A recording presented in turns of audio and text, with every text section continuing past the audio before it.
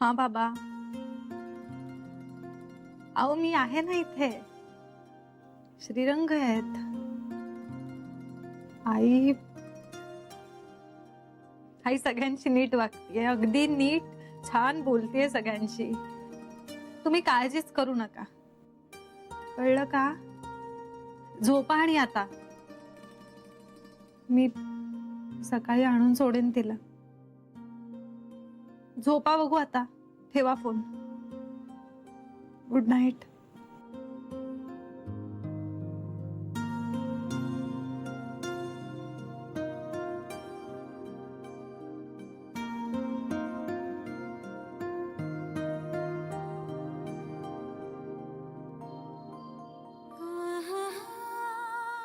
Thank you.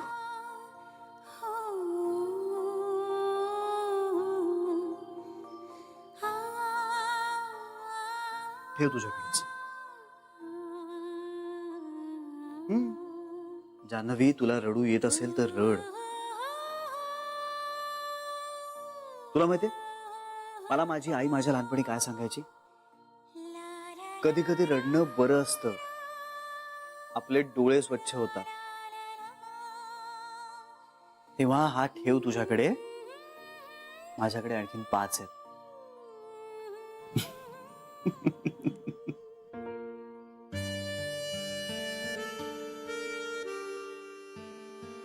Tension आहे? नाही, tension असं नाही, पण आई बाबा असे वेगळे होतात हे सहन नाही होते. अगं टेम्पररी आहे. काय माहिती. काय माहित काय जान्हवी? अगं इतकी वर्ष एकत्र राहिले, ते आता कसे वेगळे होतील? नाही, वेगळंच राहायला हवं असं नाही, पण नवरा बायको मध्ये इतकं अंतरही नको ना यायला. जान्हवी, नवरा बायको ही सुद्धा माणसंच असतात. हो, पण त्यांनी एकमेकांबरोबर असणं अपेक्षित असतं ना. कुणाला कुणाला अपेक्षित असतं? कुणाला म्हणजे आयडियली तसंच असायला हवं ना, नाहीतर कसले नवरा बायको. जान्हवी, माझे आई बाबा इतकी वर्ष वेगळे राहत होते ना ग. काका आणि छोटी आई खूप वर्ष वेगळे राहत होते. तरी आता ते नवरा बायको आहेतच आणि अगदी आनंदाने सुखाने राहत आहेत की एकमेकांबरोबर. They are very happy. पण माझे आई बाबा तसे नाहीये. एक्झॅक्टली. प्रत्येक केस ही वेगळी असते. प्रत्येक सिनारिओ, प्रत्येक सिच्युएशन ही खूप वेगळी असते. आपण तुलना नको ना करूयात. प्रत्येकाने एकमेकांना वेळ दिला ना की माणसं एकत्र येतात. जान्हवी, आता तुझ्या आईबाबांमध्ये काय प्रॉब्लेम आहे हे मला माहित नाही, किंवा मला तो आता जाणून घ्यायचा आहे असंही नाहीये. फक्त मला इतकंच कळतं की ही एक टेम्पररी फेज आहे आणि ह्या फेज मध्ये ना आपण त्यांच्या बरोबर राहायला हवं. तरच ते एकमेकांबरोबर एकत्र राहण्याचा विचार करतील ना. किती छान बोलता तुम्ही श्रीरंग.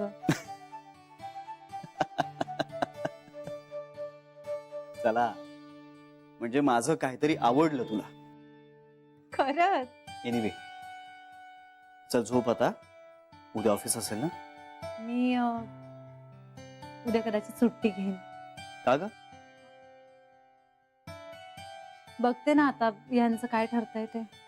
जान्हवी, घाई करू नकोस. त्यांना त्यांची स्पेस मिळाली ना की आपोआप त्यांना त्यांची त्यांची किंमत कळेल.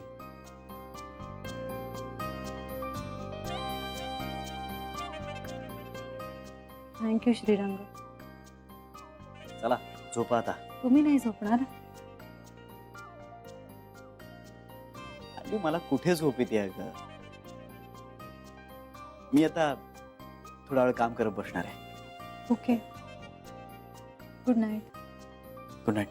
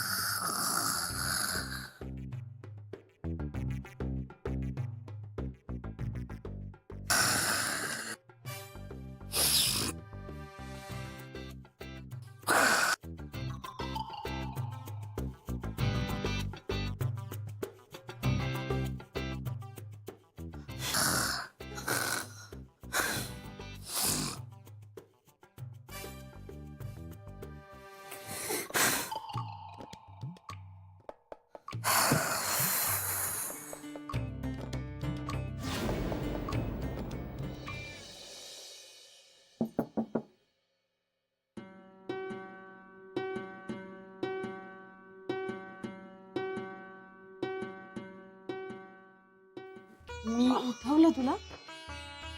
नाही, मी काम करत होतो. पण काय ग इतक्या रात्री तू इथे? काय झालं? त्या झोपल्यात ना माझ्या पलंगावर. त्या कोण? जान्हवीची आई. अरे ओ अच्छा. पण मग? मला झोपायला जागाच ठेवली नाही. एवढ्याशा कोपऱ्यात झोपले होते मी. आणि इतक्या घोरतायत ना की उशी कानावर ठेवली तरी झोप येत नाहीये मला. बरं, पण मग आता आपण काय करणार? तू त्यांची बाजू घेऊ नकोस हं, श्री. माझं ना आधीच डोकं फिरलंय. मला सुचत नाहीये काय करायचंय.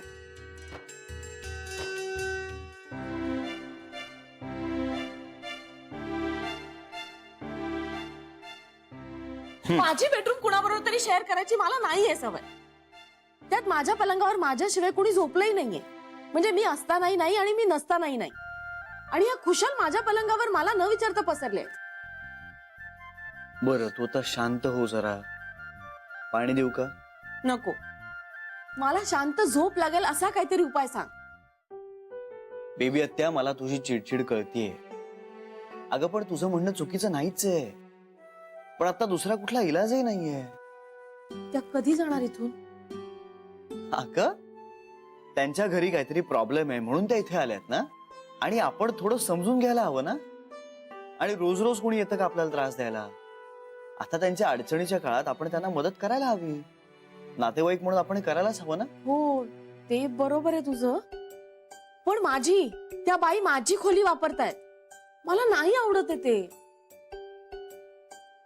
त्यांनी राहावं ना इथे, अगदी खुशाल राहावं. पण कोणी माझ्या पर्सनल स्पेस मध्ये आलेलं मला अजिबात चालणार नाही. आणि त्या तर खूपच बाहेरच्या आहेत. आपल्या घरातलं कोणी असतं तर गोष्ट वेगळी होती ना. I am sorry. तू कशाला सॉरी म्हणतोयस? त्यांच्या वतीने म्हणतोय. नको म्हणूस. खरं तर श्री, मी सॉरी म्हणायला हवं तुला. उगाच आले मी इथे तुझं डोकं खायला. मला ना आत एक आणि बाहेर एक असं नाही ना करता येत. जे काही आहे ना ते स्पष्ट असतं माझं. आणि बाकी कोणाशी बोलले असते ना तर त्यावरून प्रचंड गदारोळ झाला असता. तुझ्याशी बोललं की कसं ते टेन्शन राहत नाही ना. आणि तू समजूनही घेतोस म्हणून आले होते. बरं केलंस. आता असं कर, इथेच झोप. काय? अगं ओरडतेस कशाला? अरे नाही, छे म्हणजे मला सवय नाहीये माझ्या बेडरूम शिवाय दुसरं कुठे झोपायची. आणि काय माहितीये ना, एकदा झोप माझी झाली नाही ना की मग खूप चिडचिड होते माझी. मग अख्खा दिवस ना पार्लर मध्ये खूप वाईट जातो. त्यात एक मुलगी सुट्टीवर आहे. खूप काम आहे मला पार्लर मध्ये. हो हो हो, मग झोप ना इथे. नको रे, गस तुला त्रास. अगं त्या त्रास कसला? मी झोपेन हॉलमध्ये. आणि तशी हल्ली मला फार झोप येते कुठे. मग इथे काय किंवा दुसरीकडे कुठे. जागच राहायचंय ना, मग जागेन हॉलमध्ये. या बाईने का अडवली माझी रूम? सगळ्यांना ऍडजस्ट करायला लागतंय. जाऊ दे, मी जाते. हेडफोन्स लावून झोपते. अगे बेबी, त्या तू कुठेही जाणार नाहीयेस, इथेच झोपणार आहेस तू. नाही, तुला शपथ आहे. श्री, उगाच तुझी फरफट. काहीही फरफट होत नाहीये. आणि 2-4 दिवसांचा तो प्रश्न आहे. पाहुण्यांसाठी आपण इतकं नाही का करू शकत? झोपतो इकडेच. पाहुण्या म्हणे. पाहुणे असाल ना तर पाहुण्यांसारखं वागा म्हणा. काही नाही, मी ना आता आईला उद्या सांगणारच आहे. मला माझी रूम परत हवी आहे. बास झाले हे लाड. आणि त्या नको आहेत मला माझ्या रूम मध्ये. पाहुण्या म्हणे. बर, झोप आता. चला, good night. Good night. Sorry.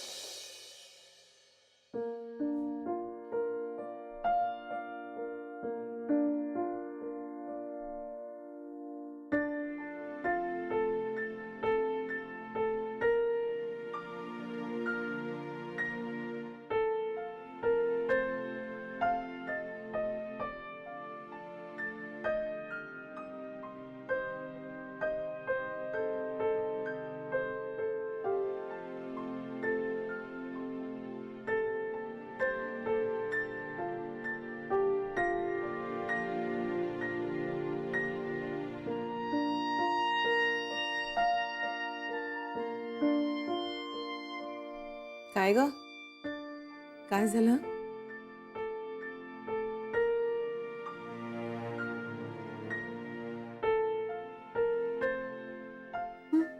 नाही, स्वतःशी हसतेस.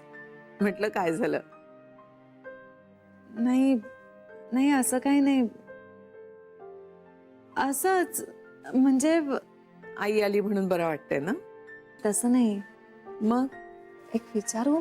विचार ना. आई आजी, तुम्ही श्रीरंगना इतकं छान कसं घडवलात? अगं मी कोण घडवणारी, तो त्याचं संचित घेऊन आलाय. पण इतका चांगला कसा असू शकतो एखादा माणूस? काय केलं त्यानं? नाही म्हणजे एक गोष्ट केली असं नाही, पण एकूणच माणूस म्हणून ते किती छान, किती समंजस आहेत, किती छान बोलतात. म्हणजे एखाद्यावरनं छाप पाडतात ते स्वतःची, आणि नेहमी दुसऱ्याच्या बाजूने विचार करतात. आता एवढ्या लहान वयात एकट्याने एवढा मोठा बिझनेस सांभाळणं सोपं नाहीये ना. नाहीच आहे सोपं. फॅमिलीचा पण केवढा विचार करतात ते. किती प्रेम करतात सगळ्यांवर. असा माणूस लाखात एक असतो नाही. मी बोर करतेय का तुम्हाला? नाही ग, छान वाटतंय मला.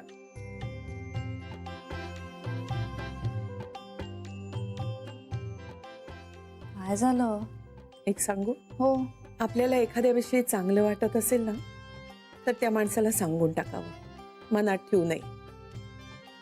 अप्रिशिएट करणं कुठल्याही नात्याची पहिली पायरी असते.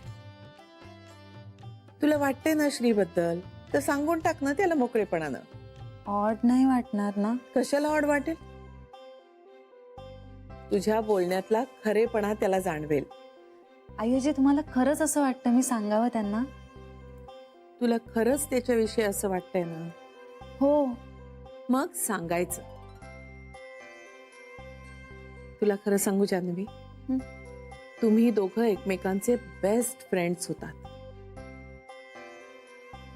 तुम्हाला एकमेकांचं सगळंच पटायचं अशातला भाग नाही, पण तुमचं कम्युनिकेशन तुमच्या नात्याची स्ट्रेंथ होती, आणि ती नव्यानं तशीच निर्माण व्हावी असं वाटतंय मला.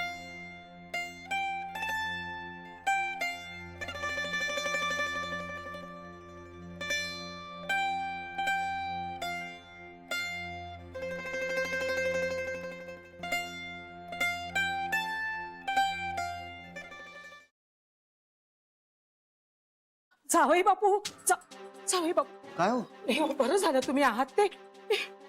काय काय झालंय? काय मला अगदी खूप घाबरं व्हायला झालं. अहो पण काय झालंय? काय तुम्ही बसा, शांतपणे बसा जरा. खूप बसते कसली, मला झोपायचंय हो. पण काय हे तुमच्या बेबी आत्यांचं वागणं. मध्यरात्री मला असं एकटीला सोडून कुठे गेल्या त्या? हो, मला भीती वाटायला लागली ना. सवय नाही हो मला असं एकट्याने झोपायची. आम्ही कसे असे दाटीवाटीने झोपतो ना. हे एवढं मोठं घर, ह्यात नवीन जागा, पण हे असं कसं वागल्या त्या?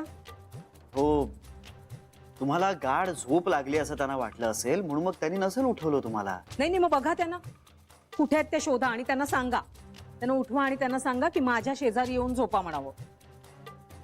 नाही, बेबी ते ऑलरेडी झोपली सुद्धा माझ्या खोलीत. काय? तुमच्या खोलीत? हो.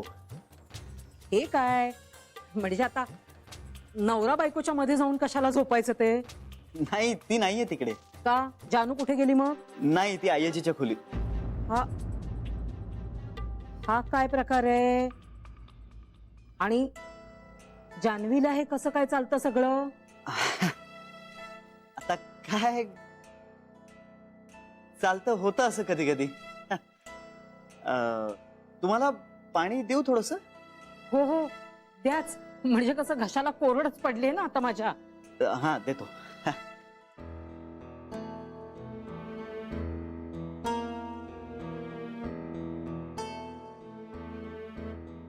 अहो थंड द्या, थंड, फ्रीज मधलं. बरं.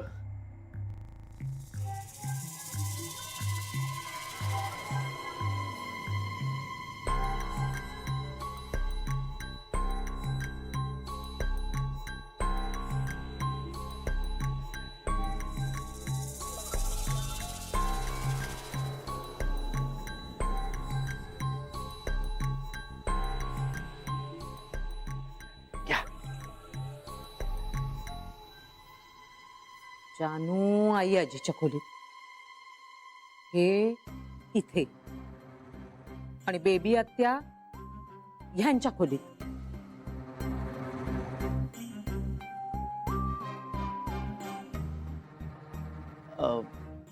तुम्ही कशा आहात? नाही, मगाशी मी आल्यानंतर आपण भेटलोच नाही ना, बोललो नाही काही. कशा आहात? अहो काय सांगायची माझी कर्मकहाणी जावई बापू आता तुम्हाला. गरिबीत आयुष्य गेलं आणि आता म्हातारपणी नवऱ्याने टाकलं. तुमचं श्रीमंतांचं सगळं वेगळं असतं हो जावई बापू. हो, ही सगळी श्रीमंती वरवरची असते आई. शेवटी महत्वाची असते ती मनाची श्रीमंती. ती काय चाटायची आहे? एखादी वस्तू विकत घ्यायला गेलं तर पैसाच लागतो. दुकानदाराकडे गेलात तर पैसाच लागतो ना. आता दूधवाल्याकडे गेलात आणि 2 लिटर दूध मागितलं, त्याच्या बदल्यात त्याला म्हणालात आता मनाची श्रीमंती घे, देईल तो दूध? तुम्हाला नाही कळणार हो जावई बापू. हो, तोंडात सोन्याचा चमचा घेऊन जन्माला आलेली माणसं तुम्ही. पण तरी मला पैशाचं महत्व आणि किंमत कळतं आई. आणि सुखाने जगायला काही फक्त पैसाच पुरेसा नसतो हेही कळतं. असंच काही नाही बरं का. हल्ली सगळं पैशाने विकत मिळतं. प्रेम प्रेम नाही पैशाने विकत मिळत. पण गरजच काय असल्या फाटक्या प्रेमाची? तुमच्याकडे रगड पैसा आहे ना, म्हणून हे असलं सगळं बोलायचं सुचतंय तुम्हाला. आयुष्यात सगळे टक्के टोणपे खाल्ले ना की हे प्रेम भीम काही आठवत नाही हो.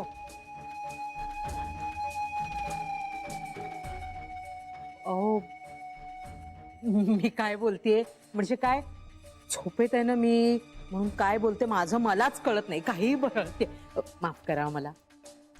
हो, काहीतरीच काय, माफी कशाला मागताय? It's okay.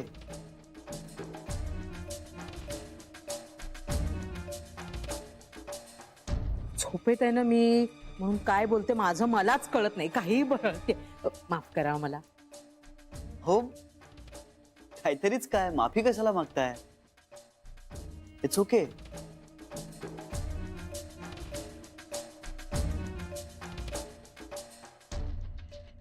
जावई बापू, घरात लाडू बिडू काही आहे का? शेव, चिवडा असं काही आहे का खायला? भूक लागली हो. अशी अर्धवट झोपेत न उठले ना मग लागते मला हो भूक. हा, असेल, मी बघतो. नाही, पण ऍक्च्युली ना मला कुठला डबा कुठे ठेवलेला असतो हे धड माहित नसतं. पण मी तरी बघतो. हा, बघतो.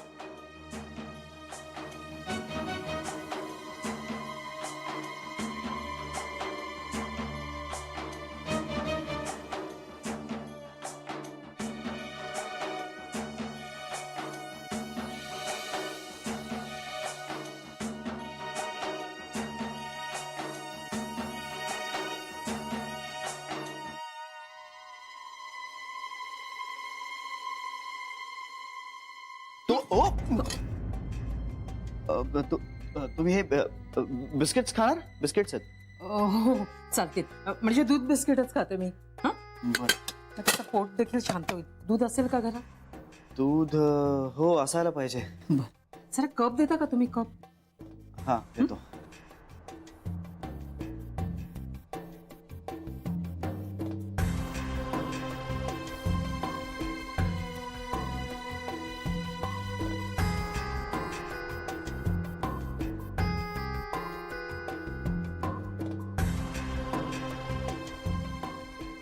सावकाश सावकाश सावकाश सावकाश.